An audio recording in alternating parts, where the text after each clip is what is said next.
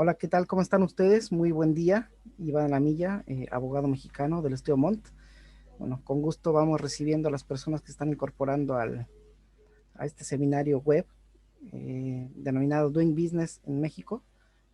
Eh, Muchísimas gracias por el tiempo, el espacio que nos permiten para poder brindarles una información respecto a diversos tópicos que como estudio de abogado le estamos presentando constantemente. Entre ellos, bueno, el día de hoy tengo el agrado de presentarles, insisto y reitero el nombre, Haciendo Negocio en México, más que un seminario estadístico con algunas cifras o números duros de México como destino de inversiones o de comercio, muestra una guía práctica de cómo hacen ustedes negocios con México, qué es lo que tienen que saber de los mexicanos, de nuestra cultura empresarial, comercial, que les sirva a ustedes como de base, si es que ya tienen alguna experiencia, y si no, para poder reforzar la misma que ustedes ya tienen madurada respecto de México. Bueno, saluda a doña Beatriz Hernández, José Ciancio, Juan José Portela, María Teresa Vilena, perdón, o Villena, Oscar Soberanes, Romina Pirruccio, Sandra Toledano, Víctor Larrea, gracias por la asistencia. Y bueno, parto enseguida, si les viene bien. Bueno, les decía, mi nombre es Iván Aravilla, soy abogado mexicano del Estudio Montt. Estoy a cargo de la dirección legal de nuestra oficina en Ciudad de México. Aparte, soy miembro del directorio de la Cámara de Integración Chileno-Mexicana, donde se agrupan las principales compañías mexicanas que han hecho inversión en Chile y muchas compañías chilenas que han decidido hacer inversión en México. Así que parto enseguida para... a ver, ahí está. Bien, antes que todo, México, ¿qué es México? Bueno, el nombre oficial de mi país, Estados Unidos Mexicanos. Existe una población censada aproximadamente 126 millones de personas. Nuestra división política se conforma por 32 estados, que son 31 estados y una ciudad de México, el Distrito Federal, que es a donde residen los poderes de la Unión. En el 2018 fuimos la 11ª economía a nivel mundial y se proyecta ser la séptima de acuerdo a la proyección del PIB en el año 2050. Nuestra población es indígena en un 25 millones de personas, de los cuales 7.382.000 se reconocen como hablan una de las 68 lenguas indígenas de nuestro país, de nuestros dialectos propios.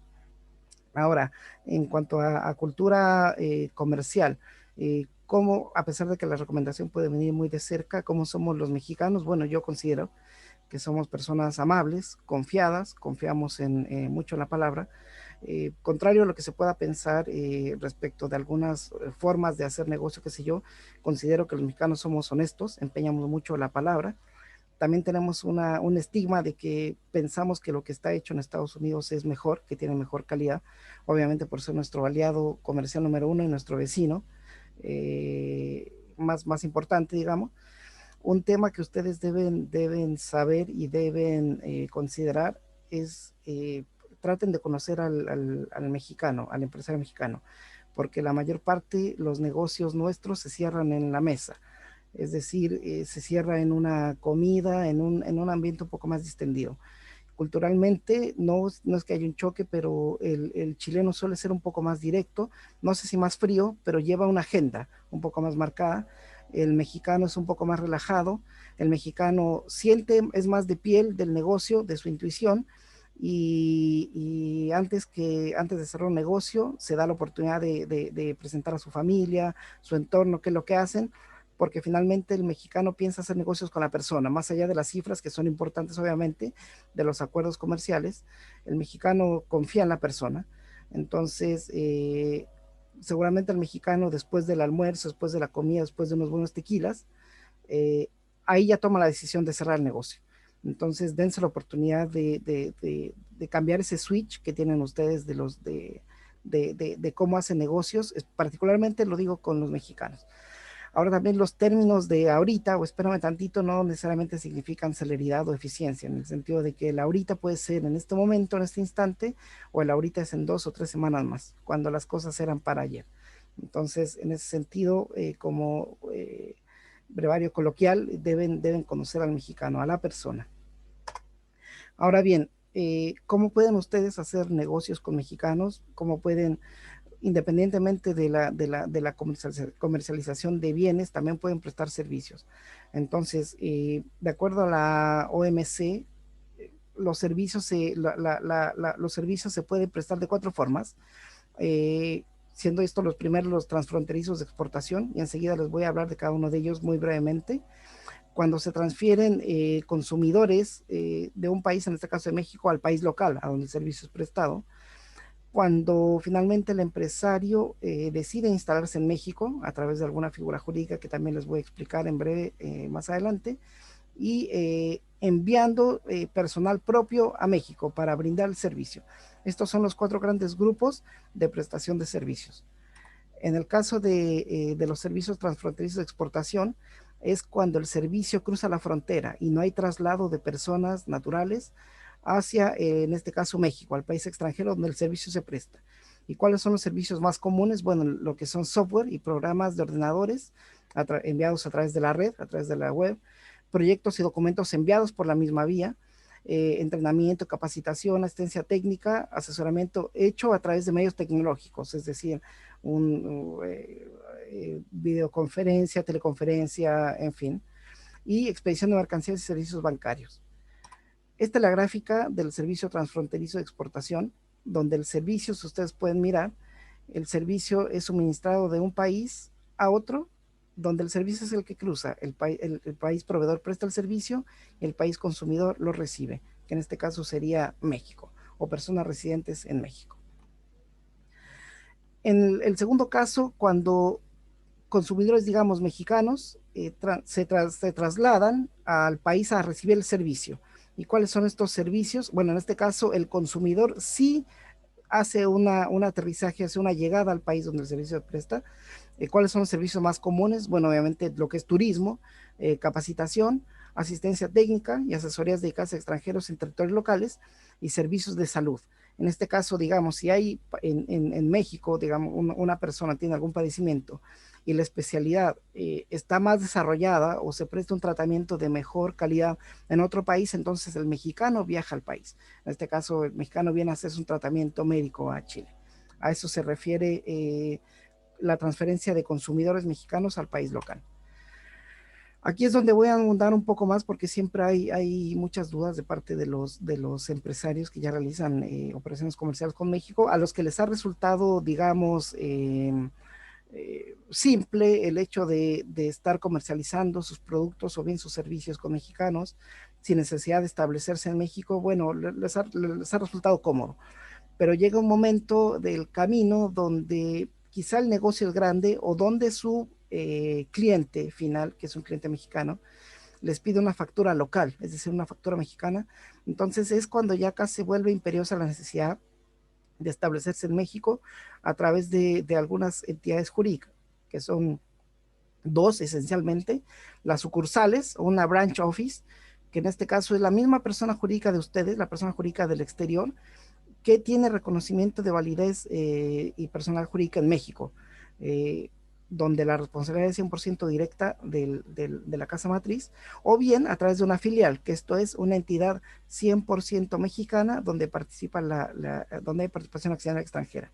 Y enseguida, más adelante, les voy a hacer con detalle una explicación de cada una de estas entidades jurídicas.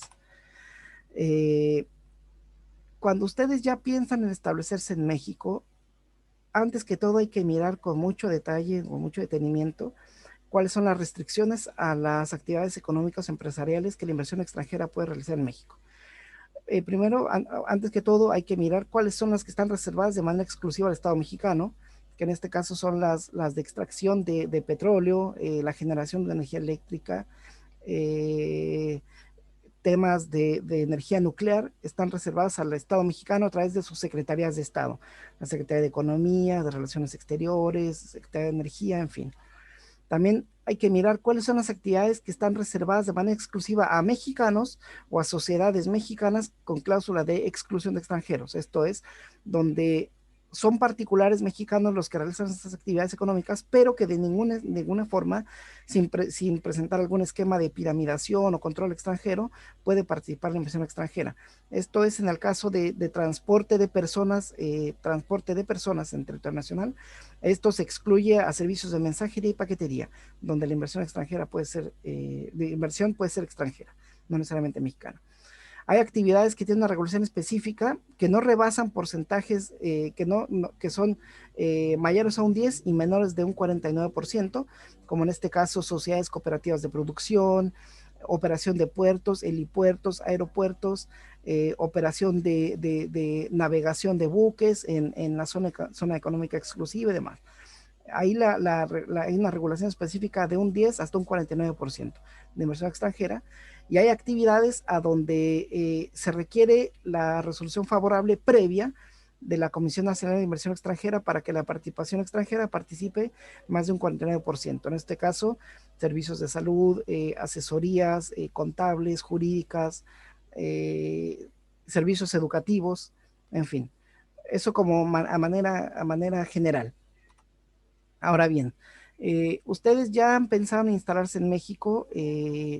¿Cuáles son los pasos para poder instalarse en México? Bueno, antes que todo, hay que solicitar a la Secretaría de Economía Mexicana una autorización de uso de razón social, uso de razón o denominación social. Esto es, en México sí existe un control del otorgamiento de nombres para las sociedades, que no tiene que ver necesariamente ni directamente con la marca, pero sí con los nombres de las sociedades. Yo sé que en países como Chile, uno puede nombrar a una sociedad de una forma y puede otro empresario nombrar a una sociedad de la misma manera, con el mismo nombre. Lo que los distingue en Chile, entiendo, es el RUT. En México no, en México sí hay un control estricto del otorgamiento de autorizaciones para uso de razón social, y esto lo da la Secretaría de Economía. Después que tenemos ya la autorización para nombrar a nuestra sociedad, tenemos que acudir con un fedatario público, que en este caso puede ser un notario público o un corredor público. El notario público es el fedatario público que no solamente conoce actos de comercio, sino también temas de materia civil o familiar, como compraventas entre particulares o bien sucesiones testamentarias. Y el corredor público únicamente conoce de asuntos que tienen que ver con actos de comercio. Posteriormente a firmada u otorgada la escritura de constitución social, hay que, por obligación, obtener el Tax ID ante la Autoridad Tributaria Mexicana. En este caso, nuestra autoridad tributaria es el Servicio de Administración Tributaria, y el Tax ID nuestro es el RFC, Registro Federal de Contribuyentes. Asimismo, tenemos que inscribir a la sociedad en el registro de comercio del domicilio social que corresponda a la sociedad, a donde lo queramos domiciliar: Ciudad de México, el Estado de Nuevo León, en el Estado de Jalisco, indistintamente a donde ustedes lo decidan por estrategia comercial. También tenemos que inscribir a la sociedad en el registro de inversión extranjera. Esto para llevar un récord estadístico de toda la inversión extranjera cuyos flujos están llegando a México a través de sociedades.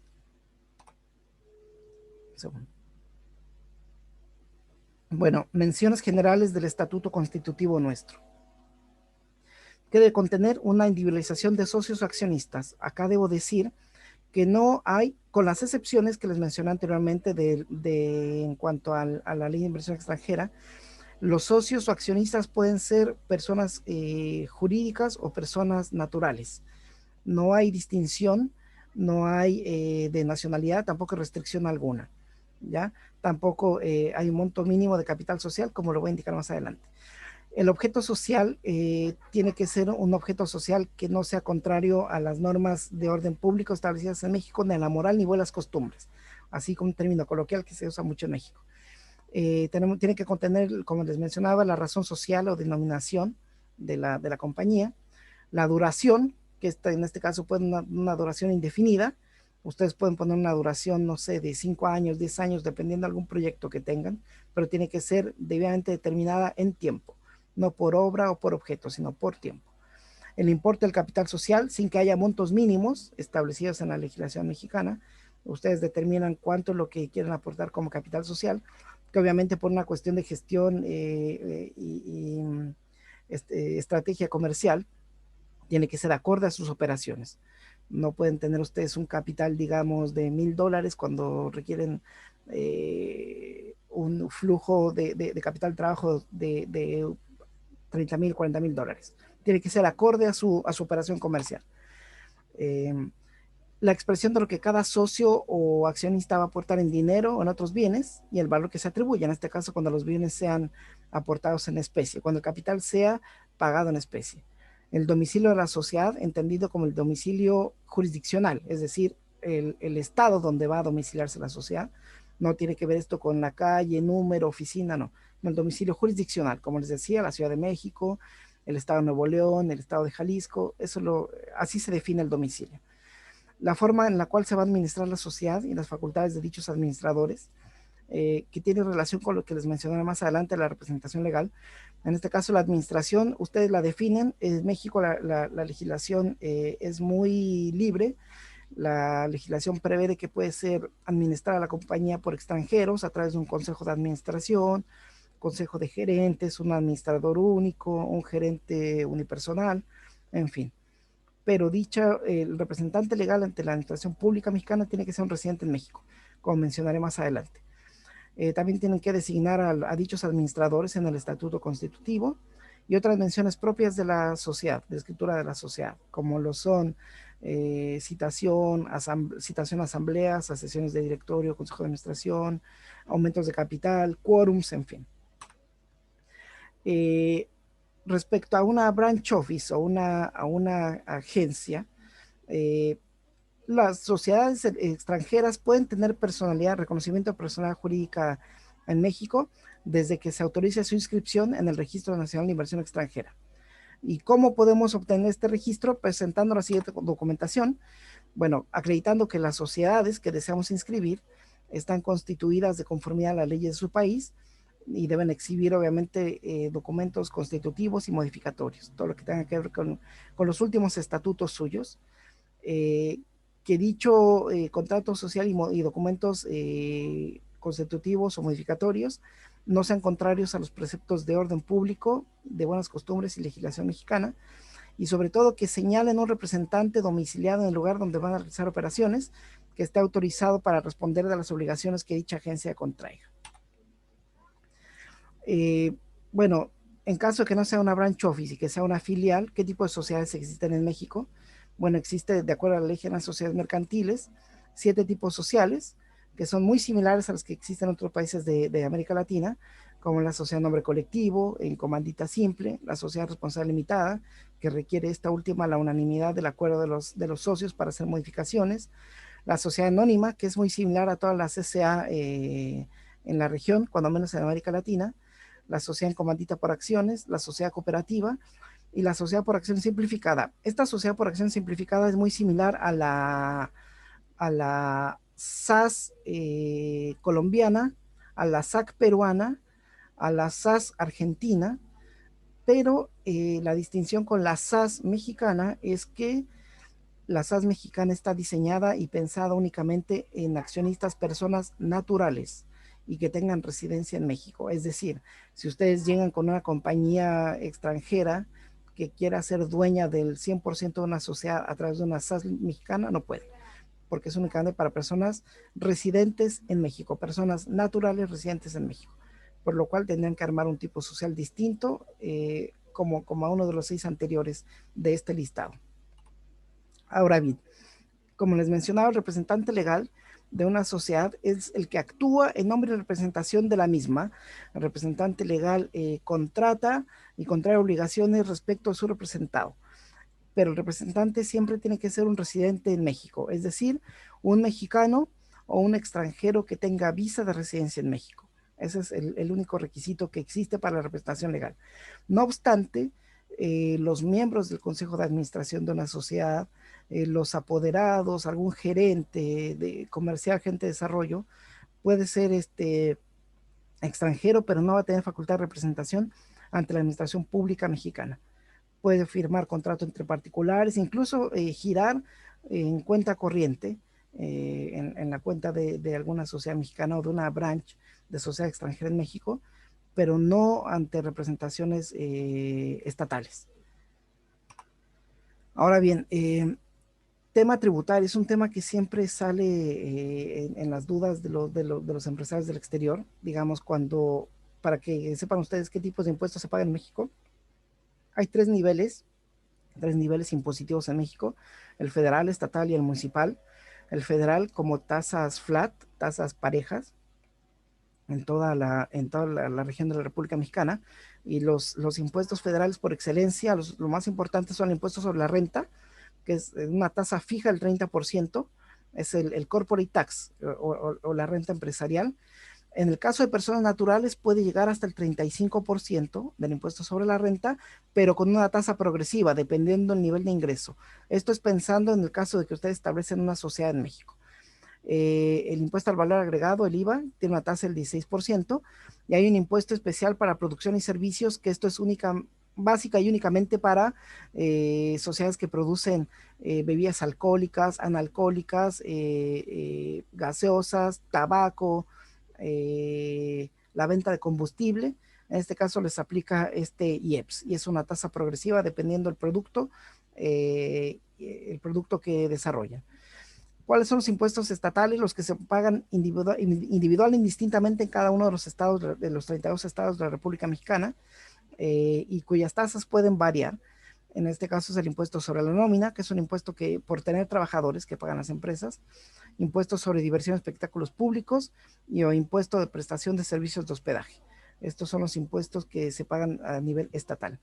Y los impuestos municipales, que son los que cada estado está dividido en alcaldías, antes nombradas delegaciones, pero hoy día se llaman alcaldías, que se pagan territorialmente, como es el impuesto predial, que es similar a lo que en Chile le llaman contribuciones.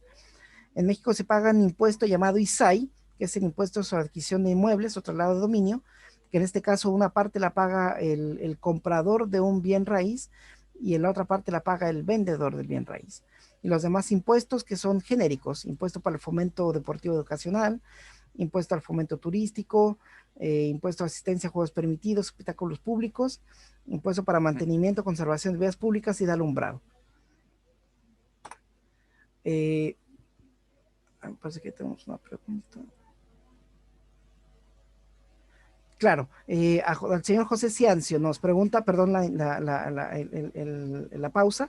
Claro, las tasas varían dependiendo del estado.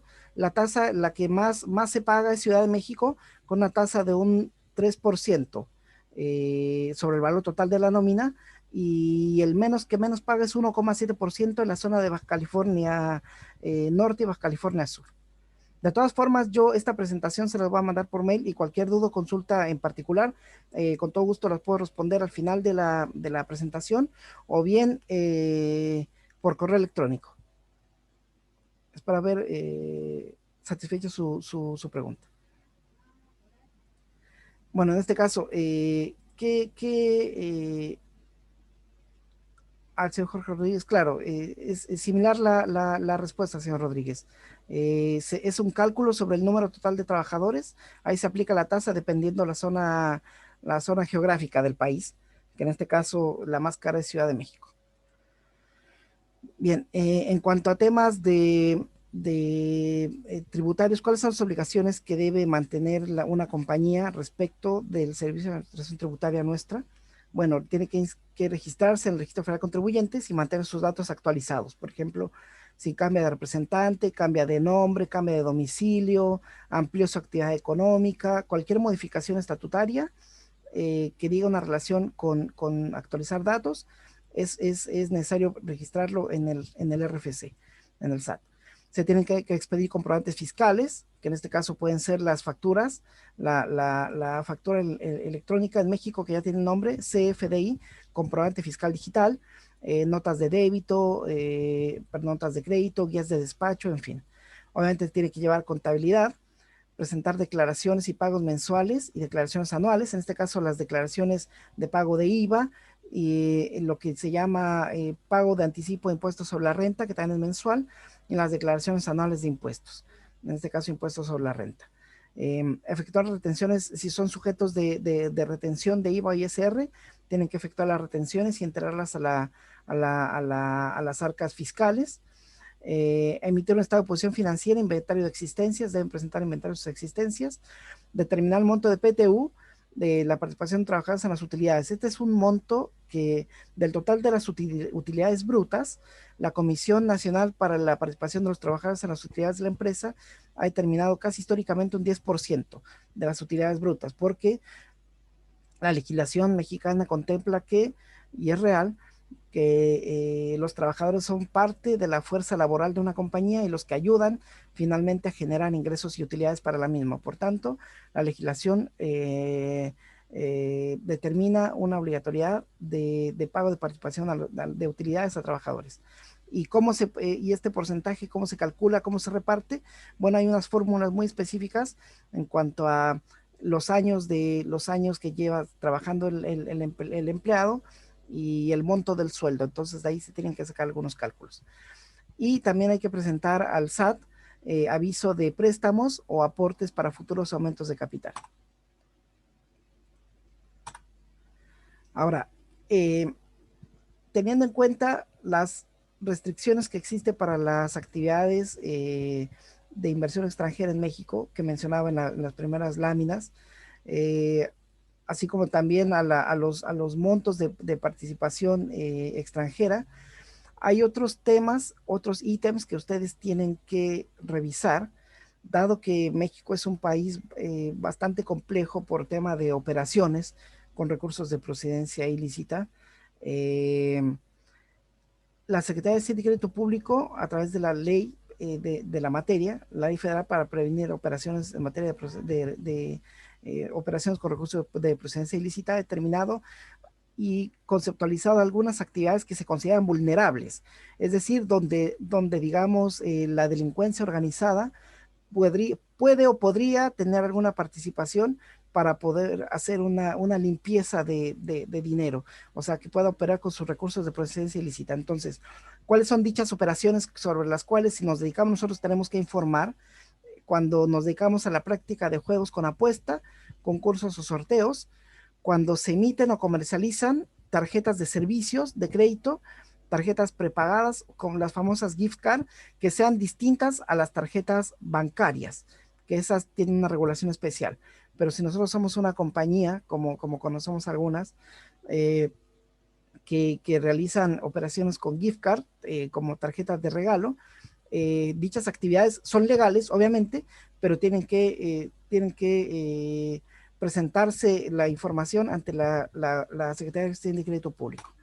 Lo mismo cuando se emiten o comercializan cheques de manera habitual o profesional, cheques de viajero, cuando se realizan operaciones de préstamo de dinero con o sin garantía, lo que son mutuos, cuando se desarrollan actividades de construcción o se participa en el corretaje de transmisión de propiedad o derechos sobre algunos bienes, cuando se comercializan metales preciosos, piedras preciosas, joyas o relojes, también se tiene que informar esta actividad. Insisto, son actividades legales, pero son actividades donde, digamos, la delincuencia organizada ha encontrado un nicho para poder hacer, perdón lo coloquial, lavado de dinero. Pero si nosotros como empresarios, digamos, serios, realizamos estas actividades, no hay ningún problema, simplemente hay que informarlas a la autoridad mexicana.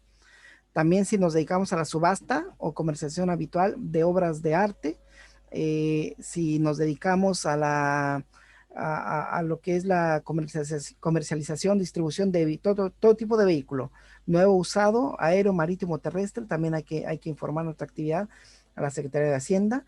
Si nos dedicamos a prestar servicios profesional de blindaje de vehículos nuevos o usados, así como de bienes inmuebles, también tenemos que informar esta actividad a la Secretaría de Hacienda. Lo mismo si nos dedicamos a la prestación habitual o profesional de traslado de valores o custodia de dinero o de valores. Si nos dedicamos a ser un representante para terceros en la compra de bienes inmuebles, administrar manejo de recursos, activos de los clientes, a firmar en cuenta corriente de clientes, organizar estructuras de aportes de capital, asesoría legal, jurídica, también tenemos que informar estas actividades a la Secretaría de Hacienda y Crédito Público. Y la constitución de vehículos, algunos vehículos de inversión, también tenemos que informar a la Secretaría de Hacienda y Crédito Público. Lo que son los notarios, corredores y notarios públicos y corredores públicos también tienen la obligación de informar su actividad. Si somos receptores de donativos, los agentes aduanales o apoderos aduanales también tienen que informar su actividad a la autoridad mexicana. Si se constituyen derechos personales de uso o goce de bienes inmuebles, también se informa. Y todo lo que es bitcoins. Los bitcoins también están, si nos dedicamos al ofrecimiento habitual, compra-venta, intercambio de activos virtuales, tenemos que informar esta actividad a la actividad, a la autoridad que es la Secretaría de Hacienda y Crédito Público. Ahora, el tema cambiario en México hoy día no, obviamente no hay restricción. Sí, en cuanto a algunas casas de bolsa tienen restricciones diarias de compra y venta de moneda extranjera, digamos, pero son alrededor de $200 diarios en un periodo de 30 días. Pero operaciones bancarias no tienen límite de monto, no hay restricción al mercado cambiario. Bueno, ¿cómo se ingresa el capital extranjero? Bueno, obviamente tiene que haber una solicitud y una autorización de registro de inversión extranjera. Y una vez que nos dan este permiso, esta autorización, hay que inscribirnos en el citado organismo, informar trimestralmente nuestras operaciones, presentar el informe económico anual una vez al año, en renovación de la inscripción, o si la inversión extranjera deja de participar en México, solicitar la cancelación de dicha inscripción. Ahora, un tema muy recurrente, importante que deben considerar, muchas veces cuando ustedes por un tema de estrategia comercial han decidido establecerse en México, porque el cliente final de ustedes o los clientes finales de ustedes les piden factura local, o porque la proyección de negocio, dado el tamaño del país, que es bastante grande, es un mercado potencial de 126 millones de personas, entonces es un mercado atractivo. Cuando ustedes por estrategia dicen ya, ok, establecemos una figura comercial en México, una sociedad con un RFC para que esta sociedad facture, pero la venta la hacemos, la venta de los productos o los servicios la hace directamente entre nuestras sociedades relacionadas. Mi casa matriz, que se encuentra en Chile, que se encuentra en Argentina, se encuentra en Brasil, se la vende a la sociedad mexicana. La sociedad mexicana es la que vende con un margen, ¿cierto? Un margen de ganancia. Entonces, en ese caso, hay que tener mucho cuidado con lo que son las operaciones de precio de transferencia, no solamente en la prestación de bienes, sino en la comercialización de servicios, que tienen que ser valor mercado y tienen que revisar que son las mismas condiciones que el mercado mexicano se hubieran dado para operaciones similares que ustedes realizan entre sus relacionadas. Las partes relacionadas obviamente son relacionadas al extranjero o partes relacionadas locales. Lo que para algunos países de la región es una recomendación, para México es una obligación para el contribuyente mexicano de elaborar y conservar la documentación que compruebe de las operaciones de ingresos o deducción realizadas con partes relacionadas y que hayan cumplido con los principios del mercado, y presentar el estudio de precio de transferencia.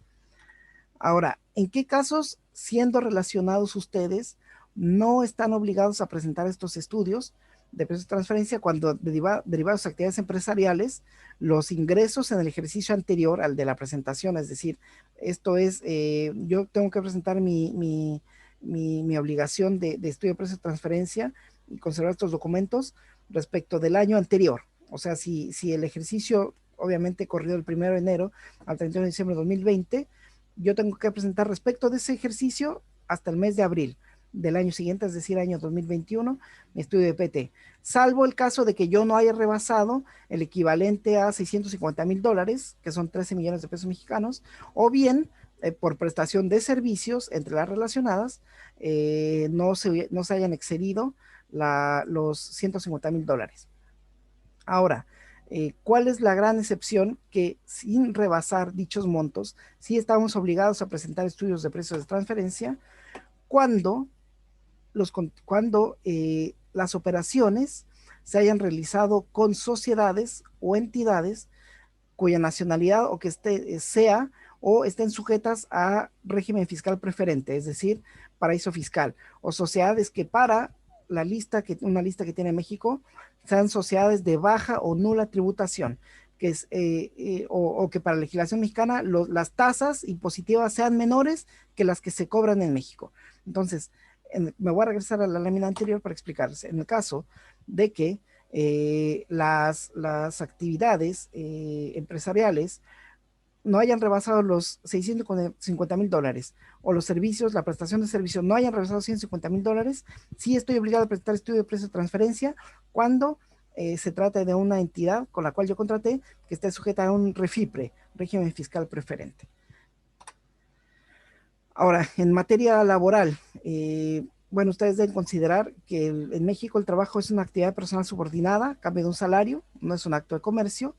Los derechos que la legislación mexicana contempla en su cuerpo orgánico son irrenunciables. Un trabajador, un empleado no puede renunciar a un salario, a una jornada de descanso, a prestaciones de ley. No se transa, no es un acto de comercio. Los tipos de contrato de trabajo son por obra, por tiempo determinado, por temporada, de capacitación inicial o tiempo indeterminado, y en su caso periodo de prueba. En sí, por esencia, la naturaleza del contrato de trabajo, la relación laboral, es siempre indeterminada, salvo los casos que haya capacitación o periodo de prueba, periodo en el cual el empleador puede prescindir de los servicios de dicho empleado. O también cuando es por obra o tiempo determinado. Está muy claro, cuando hay una obra en particular y para la cual no se requiere un contrato indefinido.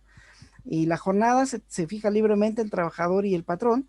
La jornada se divide en diurna, que es de 8 horas semanales, nocturna 7 horas, y la mixta, que es 7 horas y media diarias, que es un mix cuando toma horario entre el horario de la diurna y la nocturna.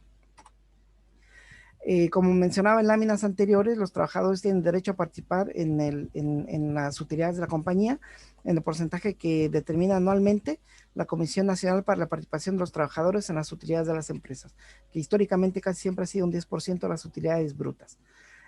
Los trabajadores tienen derecho a un aguinaldo anual, equivalente a 15 días de salario por lo menos. Esto es discrecional del empleador, pero ustedes saben que la regla de la conducta genera derechos. Entonces, si ustedes le pagan más de 15 días a un trabajador, ese va a ser, ese monto superior a los 15 días va a ser el monto para el caso de despido, para hacer el cálculo del finiquito. En México existe, perdón, el régimen de subcontratación. Ustedes pueden subcontratar a una compañía que les preste un hosting laboral, digamos, una puesta a disposición de trabajadores. No hay ninguna obligación o ninguna responsabilidad hasta el momento de ustedes como contratadores de este servicio de outsourcing, salvo en el caso de que la empresa contratante o la que les pone a disposición a ustedes a estos trabajadores incumpla con alguno de los pagos de sueldo o alguna de las prestaciones sociales. En este caso, la compañía suya, digamos que contrata este outsourcing, estaría obligada de manera subsidiaria y solidaria a responder a los trabajadores que están puestos a su disposición. En México también existe la libertad para asociarse en sindicatos con a lo menos 20 trabajadores. Esto se exceptúa a los trabajadores de confianza. Cargos gerenciales o cargos de dirección no están incluidos en este universo de 20 trabajadores. En toda empresa mexicana o establecimiento, el patrón es un tema migratorio. Deberá emplear a lo menos a un 90% de trabajadores mexicanos. Este porcentaje no es aplicable para directores, administradores o gerentes generales. Gerentes generales puede ser también un gerente de administración y finanzas, gerente de recursos humanos, un gerente de desarrollo, gerente comercial. Siempre que sean cargos gerenciales, no están dentro de esta obligatoriedad del 90% a lo menos de trabajadores mexicanos. Ahora, en las categorías de técnico y profesionales, los trabajadores obviamente tienen que ser mexicanos, pero si hay una especialidad, un tipo de arte o técnica donde no haya una expertise mexicana, ahí se puede rebasar el 10% de los extranjeros, pero hasta el momento en que dicho extranjero o el patrón se ha dedicado a especializar, a profesionalizar a los mexicanos para volver nuevamente a ese equilibrio de 90 días. El salario, ¿cómo se integra en México? Con algunos ítems, algunas prestaciones que son muy comunes, muy familiares a ustedes. Ustedes conocerán como empresarios: riesgo de trabajo, enfermedad de maternidad, invalidez y vida, retiro, cesantía en edad avanzada y vejez, guarderías, Infonavit. Infonavit es un fondo nacional de la vivienda de los trabajadores, que hay una aportación tripartita entre el Estado, el trabajador y el patrón. y el impuesto sobre nómina, que el señor Rodríguez, el señor Ciazano, me preguntó hace un momento cuáles son las tasas más o menos que se pagan. Varía, depende de la entidad federativa. La más barata es el 1,8 Baja California Norte y el 3% la Ciudad de México. Ahora, nosotros podemos contratar a personal extranjero, nosotros como mexicanos, digamos, como sociedad mexicana, se puede contratar extranjeros para mantener este equilibrio 90-10, sí, sí se puede. Antes que todo debe existir una solicitud de autorización al Instituto Nacional de Migración Mexicana para poder incorporar extranjeros a nuestra planilla y que en este caso tenemos que acreditar que contamos con constancia de inscripción de dicha autoridad, extendiendo una oferta de empleo a favor de la persona extranjera, obviamente individualizándolo a él, su nacionalidad, a qué se va a dedicar, cuánto va a ganar, por cuánto tiempo lo voy a requerir, el lugar donde va a prestar los servicios y una obligación de expresamente asumir la responsabilidad de financiar el viaje de la persona extranjera cuando, digamos, nosotros prescindamos de sus servicios o bien el trabajo u obra haya sido terminado. Y finalmente, dentro de las cuatro formas de prestar servicios en México, o sea, cuando sociedades o personas extranjeras prestan servicios a mexicanos, cuando estas sociedades o estos proveedores de servicio viajan a México. ¿Cuáles son, en este caso, el servicio cruza la frontera a través de una persona natural, a través de consultorías, asistencias técnicas, cualquier otro servicio personal prestado por un profesional extranjero en territorio mexicano? A ver si me repetí la lámina. Ahora, un extranjero profesional o técnico en lo que es ingeniería, tecnología de información, no necesita pedir un permiso para trabajar en México, basta con que su documento se encuentre válidamente apostillado y no requiere ningún registro de revalidación de título para poder ejercer dicha profesión siempre que sea ingeniero en tecnología computacional. Eso viene de manera muy general, les quería compartir, eh, más que una presentación numérica o de estadística, quise hacer como una guía práctica de a qué se enfrentan o qué se encuentran ustedes cuando van a México o quizá ya tienen experiencias comerciales en el país, para que esto les sirva más o menos como una orientación de qué es lo que deben hacer el paso a paso, cuáles son algunas de las principales características de las relaciones comerciales que deben tener en cuenta, más allá de los tips, digamos, o los consejos más coloquiales de cómo abordar, cómo relacionarse con un empresario mexicano. ¿Qué es con qué se van a encontrar ustedes en el país? Hay tramitología, sí, hay burocracia también. Los tiempos son un poco más lentos que quizá lo que ustedes están acostumbrados en algunos otros países. Eh, pero son temas que ustedes deben considerar, por lo menos, y yo los pongo acá en esta presentación para que ustedes lo puedan analizar. La presentación igual va a estar, la podemos compartir con todo gusto a quien nos la solicite. Mi dato de contacto se encuentra ahí, mi correo electrónico. Los voy a dejar invitados de todas formas a toda la serie de webinars y presentaciones que estamos haciendo para ustedes regularmente de distintos tópicos legales o de interés eh, en todos los países de la región donde tenemos presencia, ahí ya sea Argentina, Bolivia, Brasil, Canadá, Chile, Colombia, Ecuador, Paraguay, Perú, y en este caso me tocó hablar de México. Entonces estamos tratando diversos temas, temas laborales, temas tributarios, temas contables, que espero sean de su interés, así que les voy a pedir que por favor se mantengan atentos y pendientes de todas las eh, presentaciones que vamos a tener. Y bueno, si tienen alguna duda o consulta que quieran ventilar aquí, o sea, que quieran hacerme en el chat, vamos a dar un breve espacio, o si no, por correo electrónico y con todo gusto responderé a la brevedad.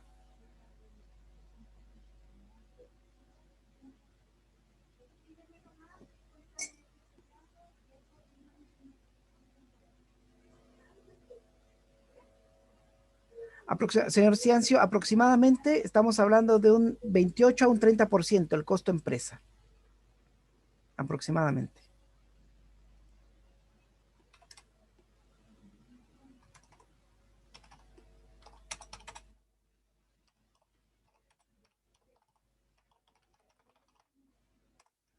Obviamente hay algunos ítems, en el caso de riesgo, eh, en el caso de riesgo depende de la actividad a que se dedique a que se dedique la compañía.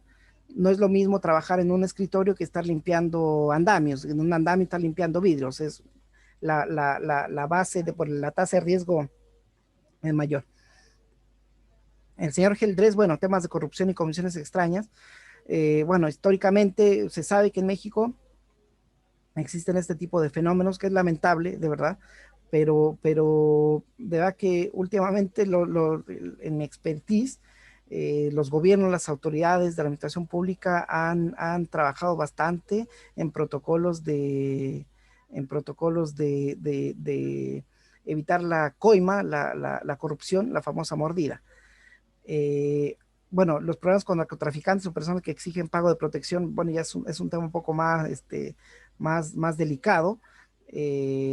Bueno, obviamente tratar de evitar alguna especie de contacto con alguna de este tipo de organizaciones, no sé, dependiendo si ustedes van a alguna zona que sea históricamente conocida como con alto riesgo o sea, con mucha presencia, con alta presencia de delincuencia organizada, bueno, obviamente hay que considerarlo, pero finalmente eh, tienen que ustedes andar con mucho cuidado, en verdad.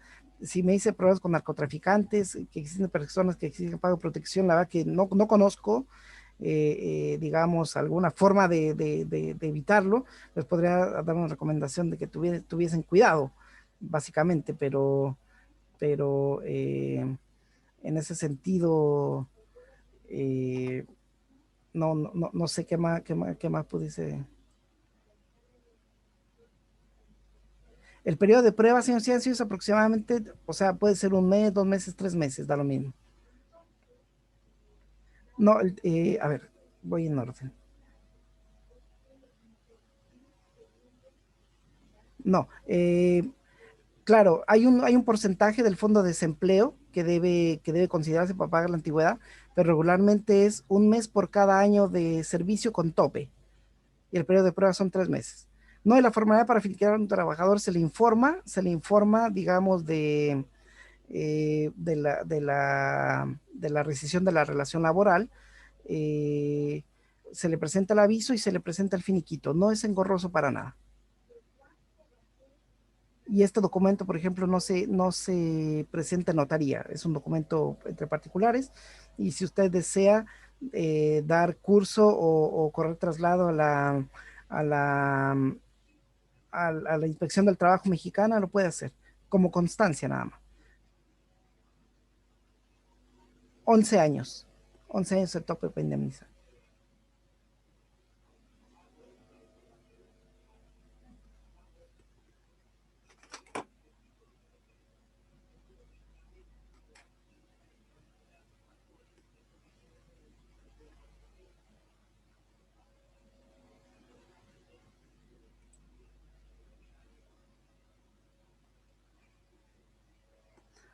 Señor Rodríguez, ¿cuál es el costo de cargas sociales para la empresa? 28 a 30%. La aplicación de normativas y compliance de lavado de dinero, como le decía, una vez que uno se inscribe en la Secretaría de Crédito Público como informante de actividades vulnerables, la misma autoridad nos va entregando formularios y formatos para llenar con esa información. No es como un informe que nosotros presentemos, sino que es una serie de formularios que tenemos que llenar y que sean de satisfacción de la autoridad de la materia.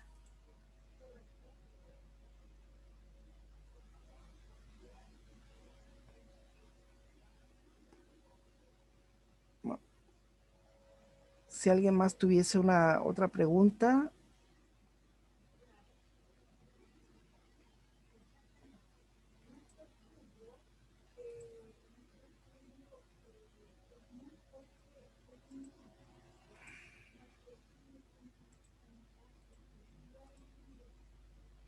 bueno, agradeciendo gracias a usted, Romina, agradeciendo la gentileza de la atención, yo me despido, los dejo, reitero, invitados para poder participar en otros webinars, en otros seminarios que estemos presentando para todos ustedes. En la materia vamos a, en cuanto a México, presentar algunos temas que son muy interesantes, como lo son la presentación de las declaraciones de impuesto en materia contable, eh, servicios, exportación y demás. Así que muchísimas gracias, un placer, que esté muy bien y hasta luego.